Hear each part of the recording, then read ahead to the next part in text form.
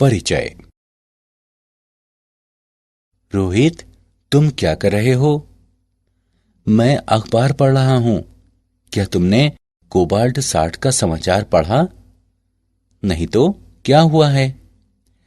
Radio active पदार्थ cobalt 60 पश्चिमी दिल्ली के मायापुरी में मिला है।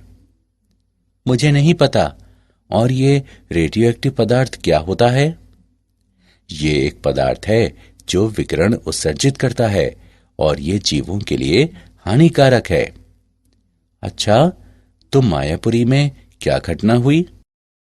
वहां रेडियो एक्टिव पदार्थ मिला है और इसके संपर्क में आने से एक व्यक्ति की जान चली गई है। ये तो बहुत ही दुखद समाचार है।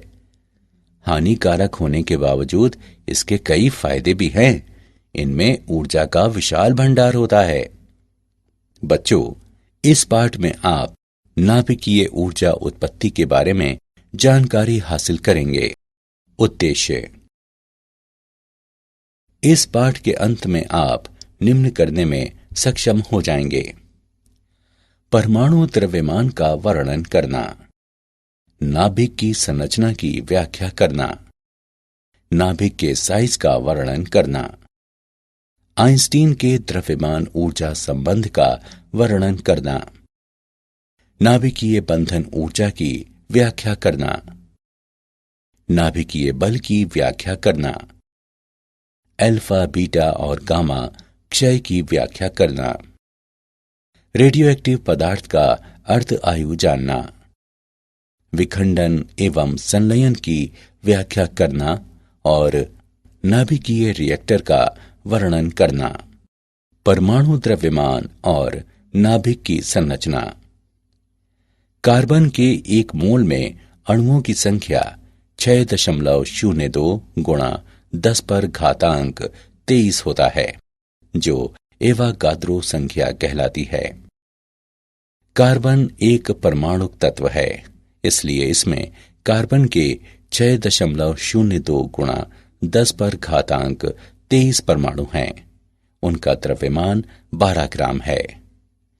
यहां कार्बन के एक परमाणु का द्रव्यमान बराबर 12/6.02 गुणा 10 पर घातांक 23 ग्राम बराबर 12/6.02 गुणा 10 पर घातांक 26 किलोग्राम। यहां एक परमाणु द्रव्यमान इकाई AMU बराबर 1/12 गुणा 12/6.02 गुणा 10 पर घातांक 26 किलोग्राम है, बराबर 1.6605 गुणा 10 पर घातांक -27 किलोग्राम है। परमाणु द्रव्यमान को पारंपरिक रूप से परमाणु द्रव्यमान इकाई के रूप में व्यक्त किया जाता है, जो संतृप्त कार्बन परमाणु का द्रव्यमान है, और परिभाषा के अनुसार ये बिल्कुल 12.000 परमाणु द्रव्यमान इकाई है। नाभिक की संरचना। अल्फा किरणों के प्राकीर्णन पर रदरफोर्ड के प्रयोग से हमें पता चलता है कि परमाणु में एक सूक्ष्म कठोर क्रोड केंद्रक होता है। परमाणु का लगभग कुल द्रव्यमान इसी में केंद्रित रहता है। इसी केंद्रीय क्रोड को नाभिक के नाम से जाना जाता है। प्रत्येक परमाणु के नाभिक में मौलिक रूप से 2 तरह के कण, प्रोटॉन और न्यूट्रॉन होते हैं। एकमात्र हाइड्रोजन परमाणु इसका अपवाद है। इस परमाणु के नाभिक में केवल एक प्रोटॉन होता है। किसी परमाणु के नाभिक में प्रोटॉन की कुल संख्या परमाणु के इलेक्ट्रॉनों की कुल संख्या के बराबर होती है। इसलिए परमाणु में वर्तमान कुल ऋण आवेश परमाणु में निहित कुल धन आवेश के बराबर होता है। ये परमाणु को पूर्ण रूप से विद्युत उदासीन बनाता है। नाभिकीय संरचना को इस प्रकार समझा जा सकता है। माना Z परमाणु संख्या बराबर प्रोटॉनों की संख्या। माना N न्यूट्रॉन संख्या, न्यूट्रॉन की खोज। एक चकती ए में रेडियो एक्टिव स्रोत पोलोनियम है, जिससे ए कण निकलता है। बी बेरिलियम का लक्ष्य है। ए और बी दोनों को रिक्त कोष्ठ सी में रखा जाता है। बेरिलियम प्लेट दृढ़ किरणें छोड़ता है, जो पैराफिन के ब्लॉक पर गिरती हैं और उच्च ऊर्जा प्रोटॉनों को बाहर निकालती हैं।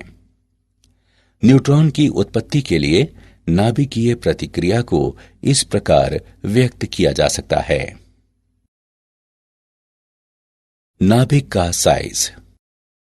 विभिन्न प्रयोगों से यह स्पष्ट हो गया है कि नाभिक की कोई ठोस और स्पष्ट सीमा नहीं होती है, जबकि त्रिज्या r को इस प्रकार से दर्शाया जा सकता है: r बराबर r0 गुणा a घनमूल, जहां r0 बराबर 1.2 गुणा 10 पर घातांक -15m अचर है, जो सभी नाभिक और नाभिकों की द्रव्यमान संख्या a के लिए समान है। द्रव्यमान ऊर्जा।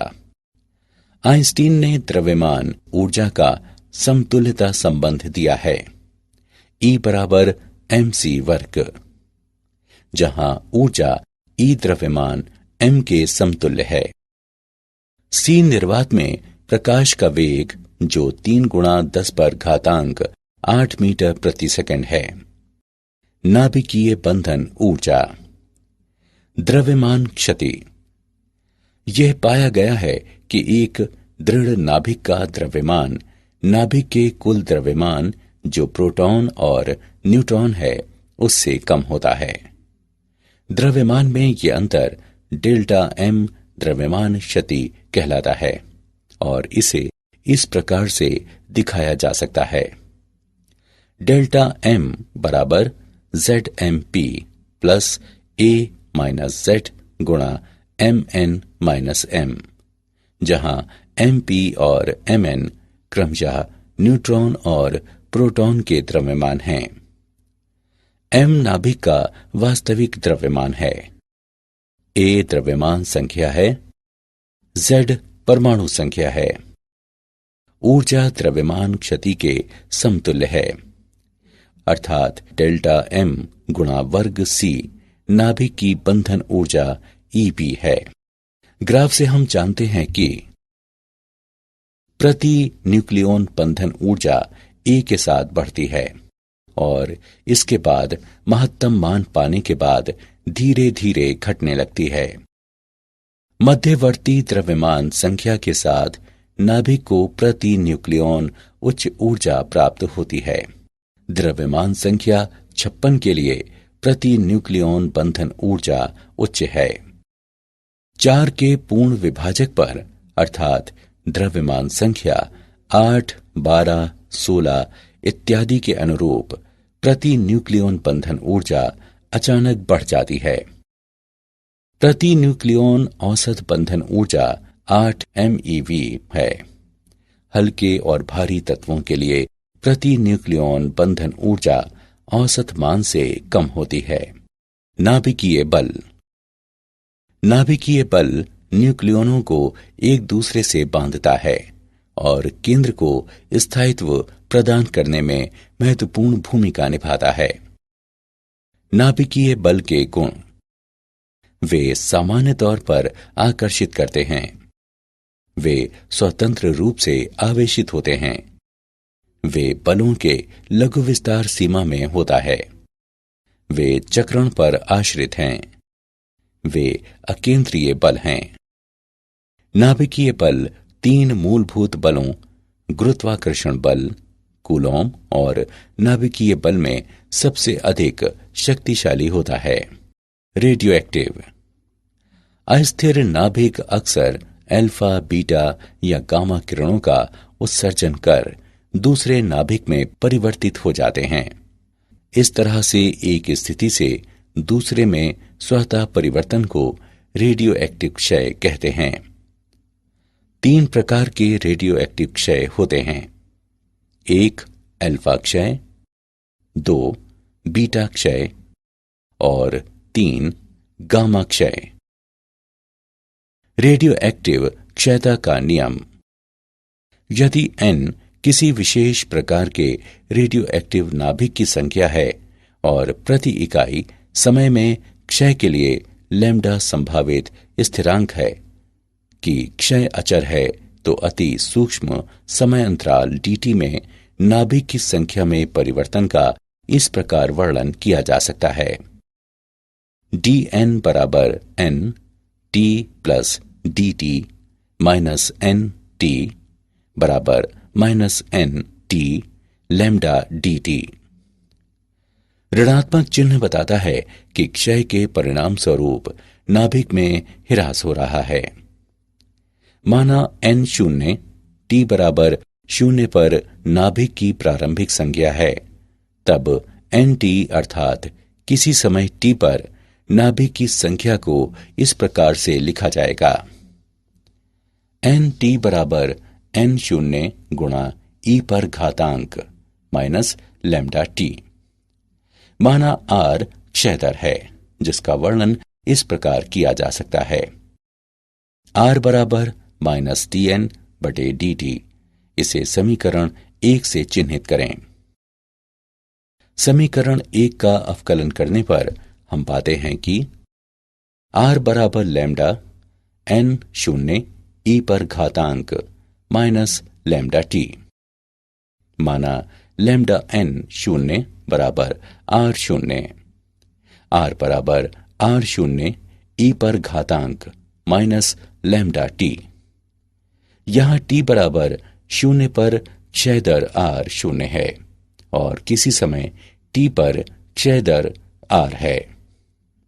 किसी रेडियोएक्टिव तत्व की विघटन दर इसकी रेडियो एक्टिविता अथवा सामान्य सक्रियता कहलाती है। इसे r द्वारा दर्शाया जाता है। सक्रियता को इस प्रकार से व्यक्त किया जा सकता है। r बराबर n लैम्ब्डा। सक्रियता की SI मात्रक बेकेरल है। 1 बेकेरल बराबर 1 BQ बराबर 1 क्षय प्रति सेकेंड। रेडियो एक्टिविता। समय अंतराल T आधा के दौरान आधा नाभिक का जितना नमूना क्षय होता है उसे अर्ध आयु कहते हैं। T आधा बराबर समाकलन 2 बटे लैम्ब्डा बराबर 0.693 बटे लैम्ब्डा।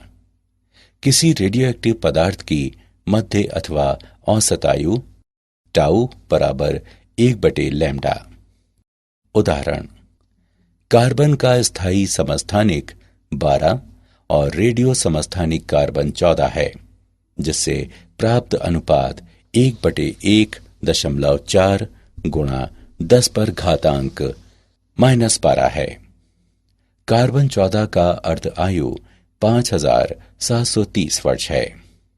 1 ग्राम कार्बन नमूने की सक्रियता ज्ञात करें। एवोगाद्रो संख्या बराबर 6 गुणा 10 पर घातांक 23। हल। 1 ग्राम कार्बन के परमाणुओं की संख्या बराबर 6 गुणा 10 पर घातांक 23 बटे 12 बराबर 5 गुणा 10 पर घातांक 22। 1 ग्राम कार्बन 14 में कार्बन की संख्या 1.4 गुणा 10 पर घातांक -12 गुणा 5 गुणा 10 पर घातांक 22 बराबर 7 गुणा 10 पर घातांक 10। यहां नमूने की सक्रियता R बराबर लैम्ब्डा n बराबर 0.693 बटे T आधा गुणा n बराबर 0.693 गुणा 7 गुणा 10 पर घातांक 10 बटे 5730 गुणे 365 गुणे 24 गुणे 3600 बराबर 0.26 प्रति सेकेंड प्रति ग्राम, यानी लगभग 16 प्रति मिनट प्रति ग्राम। अल्फा क्षय। अल्फा कण हीलियम परमाणु का नाभिक है, जिसकी परमाणु संख्या 2 और परमाणु द्रव्यमान 4 है। इसलिए जब रेडियो एक्टिव मूल परमाणु X से कोई अल्फा कण उत्सर्जित होता है तो इसकी परमाणु संख्या 2 कम हो जाती है और परमाणु द्रव्यमान 4 से कम हो जाता है। इसे इस प्रकार से दिखाया जा सकता है। इस प्रक्रिया से ऊर्जा क्यों निकलती है? आइंस्टीन के द्रव्यमान ऊर्जा संबंध से हम पाते हैं, इस समीकरण द्वारा इसे दर्शाया जा सकता है। Q बराबर mx minus my minus mhe समाकलन c वर्ग। ये ऊर्जा में विघटनज नाभिक और अल्फा कण की हिस्सेदारी है। उदाहरण निम्न है। बीटा क्षय। बहुतायत न्यूट्रॉनों वाला नाभिक इलेक्ट्रॉन और पॉजिट्रॉन के उत्सर्जक द्वारा अधिक नाभिकों में रूपांतरित हो सकता है। इस प्रक्रिया को बीटा क्षय कहते हैं। बीटा क्षय की प्रक्रिया को इस प्रकार व्यक्त किया जा सकता है। जहां बीटा कण है और एंटी न्यूट्रिनो है। उदाहरण के लिए, कुछ कृत्रिम विघटन में नाभिकों से पॉजिट्रॉनों का उत्सर्जन होता है। एंटी न्यूट्रिनो और न्यूट्रिनो दोनों द्रव्यमान रहित और अनावेशित कण हैं और वे ऊर्जा और संवेग को संरक्षित करने के लिए उत्सर्जित होते हैं। गामा क्षय। नाभिक से गामा किरणों के उत्सर्जन की व्याख्या करने के लिए यह माना जाता है कि नाभिक ऊर्जा स्तर को बांटने की क्षमता रखता है। जब कोई अल्फा कण अथवा बीटा कण नाभिकों से उत्सर्जित होते हैं तो बाकी नाभिक उत्तेजित अवस्था में रहते हैं। उत्तेजित नाभिक गामा फोटोन का उत्सर्जन कर प्रारंभिक अथवा मूल अवस्था में आ जाते हैं, जिनकी ऊर्जा दो नाभिकों की ऊर्जाओं के अंतर के बराबर होती है। उदाहरण के लिए, कोबाल्ट नाभिक जिसकी द्रव्यमान संख्या 60 और परमाणु संख्या 27 है, उत्तेजित अवस्था में द्रव्यमान संख्या 60 और परमाणु संख्या 28 के साथ निकेल नाभिक में रूपांतरित हो जाते हैं। द्रव्यमान संख्या 60 और परमाणु संख्या 28 के साथ उत्तेजित निकेल नाभिक दो क्रमागत गामा फोटोन की ऊर्जाओं 1.17 MeV और 1.33 MeV का उत्सर्जन कर मूल अवस्था में लौट आता है। नाभिकीय ऊर्जा। परमाणुओं के नाभिक की संरचना में परिवर्तन हो सकता है। ऐसे परिवर्तनों को नाभिकीय प्रतिक्रिया कहते हैं। नाभिकीय प्रतिक्रिया में उत्पन्न होने वाली ऊर्जा को नाभिकीय ऊर्जा अथवा परमाणु ऊर्जा कहते हैं। विखंडन। भारी नाभिकों के दो हल्के नाभिकों में टूटने की प्रक्रिया को नाभिकीय विखंडन कहते हैं। जब एक सुस्त न्यूट्रॉन यूरेनियम 235 नाभिक पर प्रहार करता है तो वो नाभिक के द्वारा अवशोषित हो जाता है और एक अस्थायी समस्थानिक यूरेनियम 236 बनता है, जो तुरंत प्रचंड ऊर्जा के साथ 2 अथवा 3 न्यूट्रॉनों में उत्सर्जित होकर 2 क्षय उत्पादों में टूट जाता है। इस प्रतिक्रिया को इस प्रकार से समझा जा सकता है। नाभिकीय ऊर्जा। श्रृंखला प्रतिक्रिया एक प्रक्रिया है जिसमें विखंडन के बाद न्यूट्रॉन मुक्त होते हैं और इसके बाद के नाभिक में कम से कम एक और विखंडन होता है। ये नाभिक न्यूट्रॉन उत्पत्ति करता है और इस प्रक्रिया को दोहराता है। यह प्रक्रिया नियंत्रित अथवा अनियंत्रित हो सकती है। नियंत्रित श्रृंखला प्रतिक्रिया।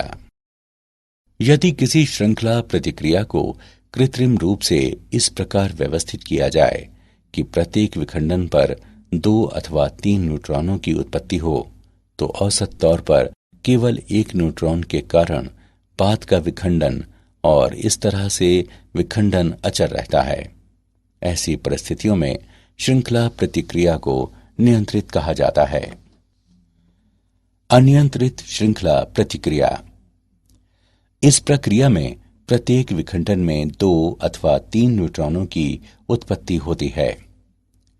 औसत तौर पर बाद के विखंडन के लिए एक से अधिक न्यूट्रॉन जिम्मेदार रहते हैं और इस तरह विखंडन प्रक्रिया पर कोई नियंत्रण नहीं रहता है। इस प्रकार ये बहुत तेज प्रतिक्रिया है और इसमें बड़ी मात्रा में ऊर्जा मुक्त होती है और प्रचंड विस्फोट का रूप ले लेती है। इस प्रकार ये ऊर्जा हानिकारक है और ये परमाणु बम के सिद्धांत का स्वरूप ले लेती है। पुनरुत्पादन कारक। न्यूट्रॉनों की उत्पत्ति और न्यूट्रॉन के विनाश के दर के अनुपात के रूप में इसका वर्णन किया जाता है। श्रृंखला प्रतिक्रिया होने पर पुनरुत्पादन कारक 1 के बराबर अथवा समान हो जाता है। यदि F पुनरुत्पादन कारक का मान 1 है तो श्रृंखला प्रतिक्रिया को स्थिर कहा जा सकता है। नाभिकीय रिएक्टर। नाभिकीय रिएक्टर एक महत्वपूर्ण यंत्र है जो नियंत्रित श्रृंखला प्रतिक्रिया पर आधारित है और विभिन्न उद्देश्यों के लिए उपयोगी नाभिकीय ऊर्जा का स्रोत है। भारी परमाणुओं से बने ईंधन जब टूटते हैं तो न्यूट्रॉन को अवशोषित कर लेते हैं और इसे रिएक्टर के पात्र यानी एक बड़ी टंकी में एक लघु न्यूट्रॉन स्रोत के अनुदिश जमा हो जाते हैं। न्यूट्रॉन श्रृंखला प्रतिक्रिया शुरू करते हैं जहां प्रत्येक परमाणु टूटकर ज्यादा संख्या में न्यूट्रॉन मुक्त करते हैं, जिससे दूसरे परमाणु भी टूटते हैं। जब जब परमाणु टूटता है तो बड़ी मात्रा में ऊर्जा मुक्त करता है और इससे ऊष्मा उत्पन्न होती है। शीतलक के माध्यम से ये ऊष्मा रिएक्टर में चली जाती है, जो सामान्य तौर पर साफ पानी होता है। शीतलक गर्म हो जाता है और ये जनरेटर को घुमाने अथवा शाफ्ट को चलाने के लिए टरबाइन में जाता है। इस तरह से रिएक्टर मौलिक रूप से असाधारण ऊष्मा के स्रोत हैं। प्लूटोनियम का उत्पादन। कुछ तेज न्यूट्रॉन की उत्पत्ति रिएक्टर में यूरेनियम 238 द्वारा अवशोषित होने से होती है। परिणाम स्वरूप अस्थायी समस्थानिक यूरेनियम 239 में परिवर्तित हो जाता है। यूरेनियम 239 बीटा कण उत्सर्जित कर इसे नेपच्यूनियम 239 में परिवर्तित कर देता है, अर्थात नेपट्यूनियम भी बीटा कण उत्सर्जित करता है और स्वाभाविक रूप से प्लूटोनियम 239 में परिवर्तित कर देता है। नाभिकीय संलयन, तारों में ऊर्जा जनन। 2 और उससे अधिक हल्के नाभिकों के संयोजन से भारी नाभिकों के बनने की घटना, जिसमें भारी मात्रा में ऊर्जा मुक्त होती है, उसे नाभिकीय संलयन कहते हैं। अब हम ट्रिटियम को बनाने में 2 ड्यूट्रॉन के बारे में विचार करते हैं। ट्रिटियम को इस प्रकार बनाया जा सकता है कि तीसरे ड्यूट्रॉन को मिलाकर अल्फा कण बनाया जा सकता है। अंतिम परिणाम निम्न है। ज्यादातर मुक्त ऊर्जा प्रोटॉनों और न्यूट्रॉनों की गतिज ऊर्जा के रूप में प्राप्त होते हैं। नियंत्रित ताप नाभिकीय संलयन। उच्च तापमान पर परमाणु के नाभिकों में संयोजन कराने से भारी नाभिक की उत्पत्ति होती है और एक साथ भारी मात्रा में ऊर्जा मुक्त होती है। ताप नाभिकीय संलयन सूर्य के क्रोड में ऊर्जा का स्रोत है। क्या आप जानते हैं? अनिल काकोडकर एक प्रख्यात भारतीय परमाणु वैज्ञानिक थे। उन्होंने कहा कि नाभिकीय शक्ति वास्तव में हवाई यात्रा जितनी सुरक्षित है, भले ही लोग इसे खतरनाक मानते हैं। काकोडकर ने यह भी कहा कि कैटास्ट्रॉफी सिंड्रोम, ये शब्द जो परमाणु संयंत्र से जुड़ा है, खासकर उन जन समूहों और सामाजिक कार्यकर्ताओं के लिए आवश्यक है जो भारत में परमाणु शक्ति का विरोध कर रहे हैं। सारांश। आइए हमने जो कुछ सीखा है उसे संक्षेप में दोहराएं। परमाणु द्रव्यमान को पारंपरिक परमाणु द्रव्यमान इकाई में व्यक्त किया गया है। एक परमाणु द्रव्यमान इकाई AMU बराबर 1.6605 गुणा 10 पर घातांक -27 किलोग्राम। प्रत्येक परमाणु के नाभिक में मौलिक रूप से दो तरह के कण, प्रोटॉन और न्यूट्रॉन होते हैं। नाभिक की त्रिज्या r को इस प्रकार से दर्शाया जा सकता है, जहां r0 बराबर 1.2 गुणा 10 पर घातांक -15 m अचर है, जो सभी नाभिक और नाभिकों की द्रव्यमान संख्या a के लिए समान है। आइंस्टीन द्रव्यमान ऊर्जा समतुल्यता संबंध, जहां ऊर्जा E द्रव्यमान m के समतुल्य है। c निर्वात में प्रकाश का वेग है, जो 3 गुणा 10 पर घातांक 8 मीटर प्रति सेकंड है। स्थायी नाभिक का द्रव्यमान इसके न्यूक्लियॉन के कुल द्रव्यमान से कम होता है। द्रव्यमान में यह अंतर डेल्टा m द्रव्यमान क्षति कहलाता है और इसे इस प्रकार बताया जा सकता है। वह ऊर्जा जो द्रव्यमान क्षति के समतुल्य है, अर्थात डेल्टा m गुणा c वर्ग, नाभिक की बंधन ऊर्जा Eb है। नाभिकीय बल न्यूक्लियनों को एक दूसरे से बांधता है और केंद्र को स्थायित्व प्रदान करने में महत्वपूर्ण भूमिका निभाता है। क्षय दर को इस प्रकार व्यक्त किया जा सकता है। यहाँ t पर क्षय दर r0 बराबर 0 और r समय t पर क्षय दर है।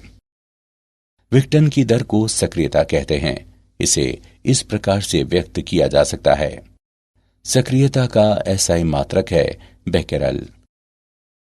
समय अंतराल t आधे के दौरान आधे नाभिक का जितना नमूना क्षय होता है उसे अर्ध आयु कहते हैं।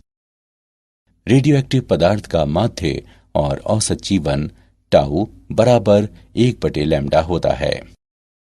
भारी नाभिकों के दो हल्के नाभिकों में टूटने की प्रक्रिया को नाभिकीय विखंडन कहते हैं।